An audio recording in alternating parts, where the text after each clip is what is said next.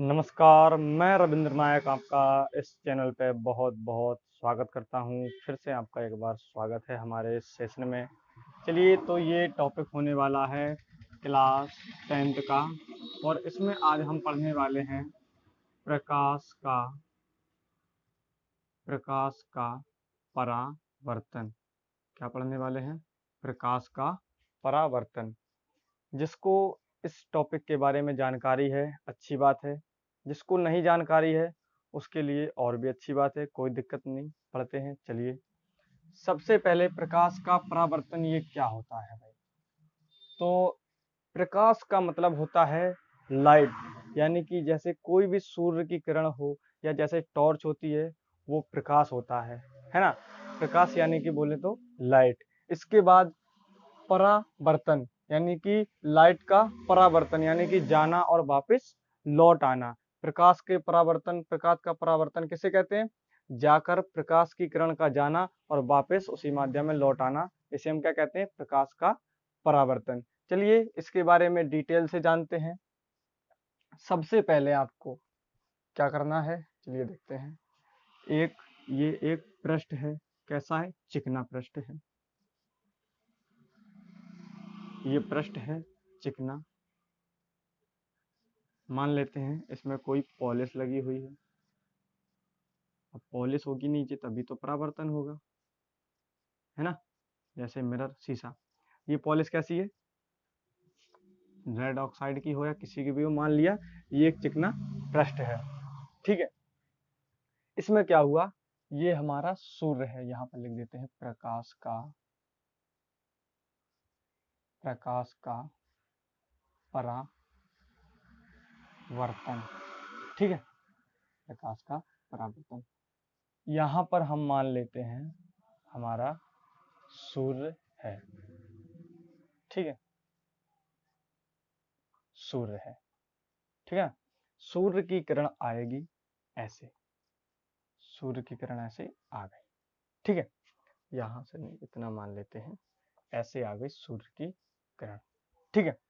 इतनी सूर्य की किरण आ गई। अब क्या होगा भाई? ये लंब डाल दिया जाएगा। ठीक है। ये क्या डाल दिया गया? लंब डाल दिया गया। अब लंब का कार्य क्या होता है भाई? लंब का कार्य होता है किसी भी रेखा को दो भागों में बांटना, या किसी कोण को दो भागों में बांटना, वो भी बराबर बराबर। चलिए, यहाँ से कोई किरण आएगी तो कहाँ चली जाएगी? टकराकर वापस उसी माध्यम में चली जाएगी। ठीक है। ये कोई एक किरण आ गई और यहाँ से टकराकर वापस उसी माध्यम में चली गई। यहाँ से ये किरण आ गई और ये चली गई। ठीक है। ये किरण आ गई, ये किरण चली गई। अब गई कब? जब यहाँ पर परावर्तन हुआ प्रकाश का। तो ये क्या हो गया? इस किरण को क्या कहेंगे? आपतित किरण। ठीक है, आपतित किरण। और इसे क्या कहेंगे? परावर्तित किरण। क्या कहेंगे? परावर्तित किरण। ठीक है। इसे परावर्तित किरण क्यों कहेंगे? क्योंकि ये आने के बाद उसी माध्यम में वापस चली गई। ठीक है। आपतित किरण, परावर्तित किरण। इसके बाद इसमें और भी इंपॉर्टेंट चीजें हैं। ये कोण होगा वो हमारा आई होगा, इसे कहेंगे आपतन कोण। ठीक है, आपतन कोण। और इसे कहेंगे परावर्तित कोण। परावर्तन कोण। ठीक है। ये हो जाएगा आर। ये आपतित, ये परावर्तित, आई आर। कोण आई और कोण आर। अब देखिए, ये क्या है? हमारा एक चिकना पृष्ठ है। ये प्रकाश की किरण आई और प्रकाश की किरण वापस उसी माध्यम में चली गई। ये चिकना पृष्ठ है। ये अभिलंब है। ये क्या है? अभिलंब। ठीक है। क्या है? अभिलंब। ये अभिलंब है। ठीक है। अब इसमें क्या क्या याद रखना है? कोई प्रकाश की किरण आई और वापस उसी माध्यम में चली गई। तो कैसे गई? जब यहाँ पर लंब होगा तब जाएगी। ठीक है। ये चिकना पृष्ठ है। अब ये क्या है? आपतन बिंदु। ये आपतन कोण है। ये परावर्तन कोण है। ये परावर्तित किरण है। ये आपतित किरण है। इसे कहते हैं प्रकाश का परावर्तन। अब इसकी डेफिनेशन समझ लेते हैं। चलिए, यहाँ पर एक चीज और ध्यान रखने के लायक है कि जो कोण आई है, क्या है, कोण आई है वो कोण आर के बराबर है। क्या है, कोण आर के बराबर है। ये कोण आई कोण आर के बराबर क्या है, नहीं समझ में आया, कोई दिक्कत नहीं। देखिए अभी हमने क्या बताया था, कोई भी लंब है, जैसे मान लेते हैं ये हमारा त्रिभुज है, ठीक है, ये हमारा त्रिभुज है। अगर इसको हम बीच से अभिलंब डाल देते हैं तो अगर ये पूरी 8 है, ये कितनी है पूरी भुजा 8 सेंटीमीटर की है, तो इसको 4 सेंटीमीटर कर देगी और इसको भी 4 सेंटीमीटर कर देगी। ये हम सभी जानते हैं कि कोई भी रेखा हो उसको दो भागों में बांट देती है। अब यहाँ पर मान लेते हैं अगर ये कोण मान लिया, अगर ये कोण पूरा 90 अंश का है या फिर 60 अंश का है, कितने का है, 60 अंश का, यहाँ से अगर कोई लंब डलता है तो ये 30 का हो जाएगा, ये भी 30 का हो जाएगा। वही मेथड इसमें लगा हुआ है कि यहाँ पर एक कोई किरण आई, यहाँ पर चली गई, बीच में अभिलंब पड़ गया, तो अभिलंब जब पड़ गया तो क्या होगा, वो किरण जो आई और चली गई उनके बीच में जो कोण होगा वो क्या हो जाएगा, आधा आधा हो जाएगा। इसलिए कोण आई बराबर कोण आर हो जाएगा। चलिए यहाँ तक समझ लिया, इसके आगे चलते हैं।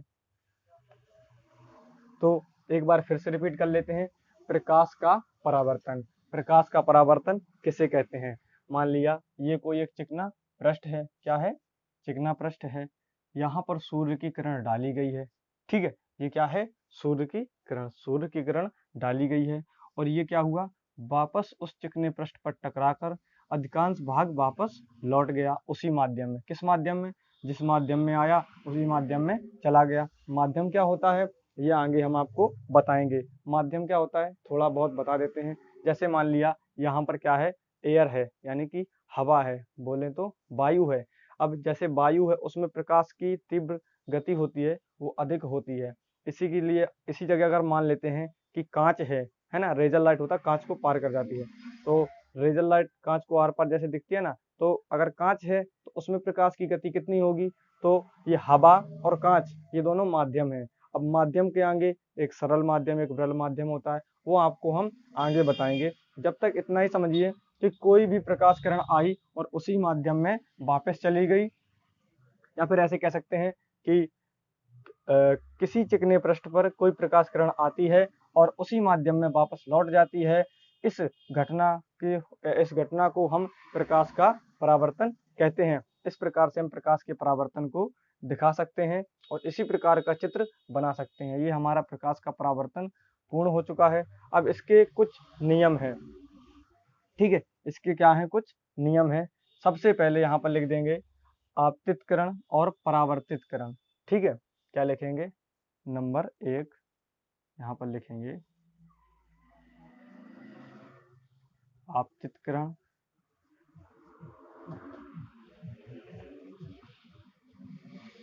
तथा परावर्तित किरण, तथा नहीं यहाँ कामा लगा लेते हैं, आपतित किरण परावर्तित किरण,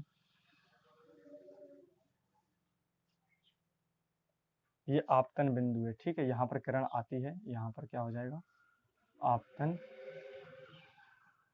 बिंदु, ठीक है। आपतित किरण कामा परावर्तित किरण तथा आपतन बिंदु और आपतन बिंदु और अभिलंब, आपतन बिंदु और अभिलंब एक ही बिंदु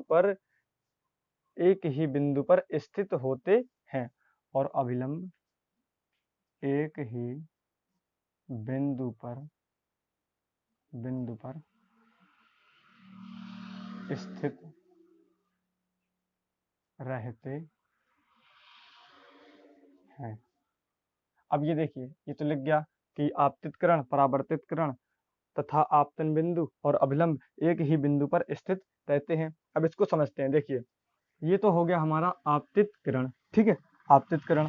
अब परावर्तित किरण, यानी कि जो परावर्तित किरण वापस गई है परावर्तन के पश्चात, तो आपतित किरण और परावर्तित किरण, आपतित किरण परावर्तित किरण, आपतन बिंदु और अभिलंब, ये जो निकल के गया है, ठीक है, ये किरण यहाँ मिली, ये भी किरण यहाँ मिली, ये बिंदु यहाँ मिली और ये वाली अभिलंब भी यहाँ पर मिली। तो क्या कहेंगे, आपतितकरण, परावर्तितकरण और आपतन बिंदु तथा अभिलंब एक ही बिंदु पर स्थित रहते हैं। ये हो गया। नंबर दूसरे में लिख देंगे, क्या लिखेंगे, आपतन कोण तथा परावर्तन कोण। क्या लिखेंगे, आपतन कोण तथा परावर्तन कोण। देखिए आपतन कोण कौन कौन सा हो गया, आपतन कोण और परावर्तन कोण। आपतन कोण तथा परावर्तन कोण सदैव बराबर, क्या हो जाएगा, सदैव बराबर होते हैं। ठीक है। अब ये दूसरा क्या है भाई, देखिए आपतन कोण तथा परावर्तन कोण। आपतन कोण यानी कि कोण आई और परावर्तन कोण यानी कि कोण आर सदैव क्या होते हैं, बराबर होते हैं। ये यहाँ पर लिखवाया है। ठीक है। इसका इसका जो मतलब है वो ये है, आपतन कोण तथा परावर्तन कोण सदैव बराबर होते हैं। इतना आपको समझ में आ गया होगा। चलिए एक बार और रिपीट कर देते हैं। प्रकाश का परावर्तन, प्रकाश का परावर्तन किसे कहते हैं, किसी चिकने पृष्ठ पर कोई किरण आती है और वो अपने अधिकांश भाग को वापस उसी माध्यम में चली जाती है, उसे हम प्रकाश का परावर्तन कहते हैं। चलिए प्रकाश का परावर्तन हो गया, इसके कुछ नियम हैं। ये क्या है, ये नियम है, ठीक है ना। ये क्या है, नियम है। नियम क्या है भाई, आपतन, आपतितकरण और परावर्तितकरण तथा आपतन बिंदु और अभिलंब तीनों एक ही बिंदु पर स्थित होते हैं। आपतितकरण, परावर्तितकरण, आपतन बिंदु तथा अभिलंब तीनों एक ही बिंदु पर स्थित होते हैं। इसके बाद आपतन कोण तथा परावर्तन कोण, ये बताया ना, अभिलंब दोनों को बराबर भागों में बांटेगा। तो आपतित कोण तथा परावर्तित कोण क्या हो जाएगा, आपतन कोण तथा परावर्तन कोण क्या हो जाएगा, दोनों आपस में बराबर हो जाएंगे, यानी कि कोण आई बराबर कोण आर। ये हमारा प्रकाश का परावर्तन, अब यहाँ से पूरा कॉन्सेप्ट कंप्लीट हो चुका है। ठीक है। अब ये प्रकाश का परावर्तन तो कंप्लीट हो गया। इसके बाद अब हम पढ़ेंगे प्रकाश का अपवर्तन। ठीक है, क्या पढ़ेंगे, प्रकाश का अपवर्तन। इसके बाद फिर इसके सवाल होने वाले हैं, आप इसको स्क्रीनशॉट ले लीजिए, आगे बढ़ते हैं।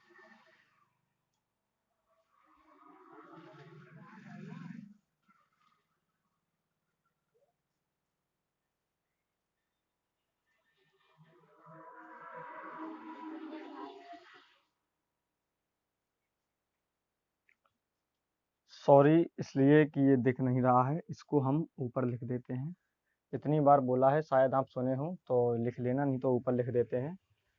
क्या लिखना है, आपतन कोण तथा परावर्तन कोण सदैव बराबर होते हैं। ठीक है, बोले तो कोण आई बराबर कोण आर। ठीक है ना, कोण आई बराबर कोण आर, ये दूसरा नंबर है। चलिए अब स्क्रीनशॉट ले लीजिए।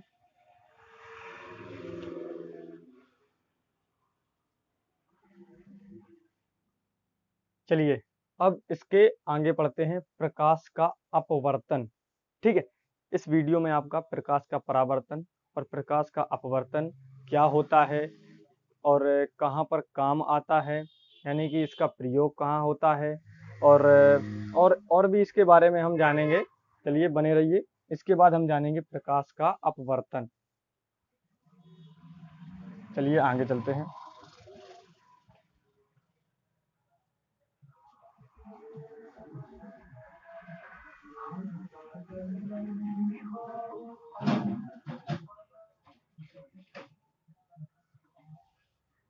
चलिए, प्रकाश का परावर्तन की जगह अपवर्तन। ठीक है, प्रकाश का परावर्तन की जगह प्रकाश का अपवर्तन। चलिए प्रकाश के बारे में दो टॉपिक बहुत मोस्ट इंपॉर्टेंट है इंटर के लिए। अब प्रकाश का परावर्तन तो हमने पढ़ लिया, अब प्रकाश के अपवर्तन के बारे में जानेंगे।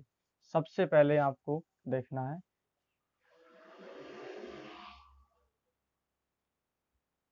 अब ये क्यों बनाया है आपको भी बताते हैं। ये हमारा है अविलंब, क्या है, ये हमारा अविलंब है, और ये हमारे दोनों माध्यम हैं। अभी क्या बताया था, उसमें एक ही माध्यम था, उसकी परिभाषा क्या थी, प्रकाश के परावर्तन की। कोई भी किरण चिकने पृष्ठ पर टकराएगी और अधिकांश भाग लेकर अपने उसी माध्यम में वापस चली जाएगी, लेकिन उसी माध्यम में जाएगी। अब इसमें क्या होगा, माध्यम चेंज हो जाएगा। यहाँ पर मान लेते हैं सरल माध्यम, और यहाँ पर है विरल माध्यम। ठीक है, चलिए माध्यम के बारे में बाद में बात करेंगे। चलिए कोई दिक्कत नहीं, यहाँ पर देख लेते हैं अभी, क्योंकि आगे भी काम आने वाला है। कोई भी किरण यहाँ पर टकराएगी, ठीक है, कोई भी किरण यहाँ पर टकराएगी, तो मान लेते हैं यहाँ पर सूर्य है, या कोई भी हो किरण, तो कोई भी हो सकती है, ठीक है, मान लिया सूर्य है। यहाँ पर कोई भी किरण टकराएगी तो वो अपने मार्ग से विचलित हो जाएगी, या तो वो टेढ़ी चली जाएगी, ठीक है, यानी कि उस साइड में चली जाएगी, या फिर इस साइड में आ जाएगी। हमारे कहने का मतलब ये है कि कोई भी किरण जब आएगी प्रकाश के अपवर्तन में, कोई भी किरण एक माध्यम से जब दूसरे माध्यम में जाएगी तो वो अपने मार्ग से विचलित हो जाएगी। क्या हुआ, विचलित हो गई। अब इसकी परिभाषा क्या होगी, प्रकाश का अपवर्तन किसे कहते हैं, इसे कहेंगे कोई भी किरण जब एक माध्यम से दूसरे माध्यम में जाती है तो वो अपने मार्ग से विचलित हो जाती है। क्या हो जाता है, विचलित हो जाती है। देखिए ये किरण आ गई, ये अपने मार्ग से विचलित हो गई, जबकि इसको ऐसे सीधा जाना चाहिए, ठीक है ना, इसको ऐसे सीधे जाना चाहिए, ऐसे ऐसे जाना चाहिए था, लेकिन ये क्या हुआ, ये इतनी विचलित हो गई, ठीक है ना। अब ये विचलित इधर कब होगी, उधर कब होगी, ये हम आपको नेक्स्ट वीडियो में बताएंगे। इसका बहुत बड़ा टॉपिक है। सरल से जब विरल में जाती है तो अविलंब की ओर झुकती है, या फिर उस ओर झुकती है, या विरल से सरल में जाती है तब अविलंब की ओर झुकती है, या उस ओर झुकती है, ये हम आपको नेक्स्ट वीडियो में बताएंगे। अब तक आप पढ़िएगा क्या क्या हो सकता है इसके बारे में, ठीक है। ये क्या हो गई, हमारी किरण हो गई, ठीक है ना, ये हमारी किरण हो गई। और इसमें भी क्या है, ये आपका कोण आई होगा, और ये कोण होगा आर। ये हो जाएगा आपतित आपतित किरण, ये हो जाएगी, ये हो गया विरल, ठीक है, और ये भी हो जाएगी आपतन आपतित किरण, ठीक है, ये भी आ ही रही, ये भी आ रही है, ठीक है। तो ये कोण आई हो जाएगा, ये कोण आर हो जाएगा, ठीक है ना, कोण आई और कोण आर। चलिए कोण आई हो गया, कोण आर हो गया। इसके बाद अब सरल माध्यम से विरल में जाएगी या विरल से सरल में जाएगी, उस पर डिपेंड करेगा कि अविलंब की ओर झुकेगी या अविलंब से दूर जाएगी।